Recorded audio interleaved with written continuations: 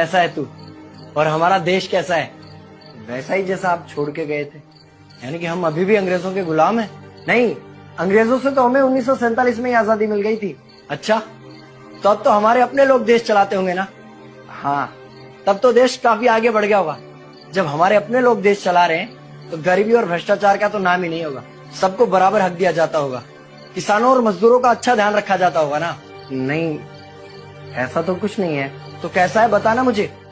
कैसे हमारे अपने नेता, हमारे आजाद भारत के नेता, 100 साल हो गए मुझे गए हुए, बताना। हमारे अपने नेता वो तो अपनी जेबें भरने में लगे हुए हैं। आने वाली 7 पीढ़ियों को नहीं बल्कि 700 पीढ़ियों को ना कमा कर खाना पड़े उस चीज के इंतजाम में लगे हुए हैं। तो तुम लोग क्या कर रहे हो और हमारे देश का युवा क्या कर रहा है? हम लोग तो इंस्टाग्राम पर रील्स देखने में बिजी हैं। यानी कि हमारी कुर्बानी का देश के लोगों पर कोई असर नहीं पड़ा। देश के लोगों में कोई देशभक्ति नहीं, कोई देश प्रेम नहीं।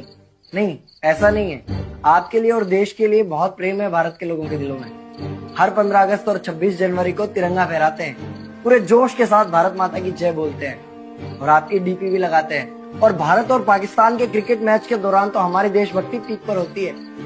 तुम इसे देशभक्ति समझते हो? तो फिर क्या है देशभक्ति? अगर तुम्हारी देशभक्ति समाज को सुधारने में, गरीबों को अच्छी शिक्षा या बराबर का हक नहीं दिलाती तो कोई काम की नहीं है तुम्हारी देशभक्ति। भ्रष्ट नेताओं और सरकार के खिलाफ आवाज उठाओ, लोगों को एकजुट करो। लेकिन अगर हमने सरकार के खिलाफ आवाज उठाई या नेताओं से सवाल पूछे तो हमें एंटी नेशनलिस्ट कहा जाएगा या हमें गद्दार करार दे दिया जाएगा।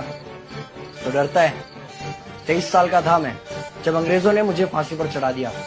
मुझे तो आतंकवादी कहा गया था।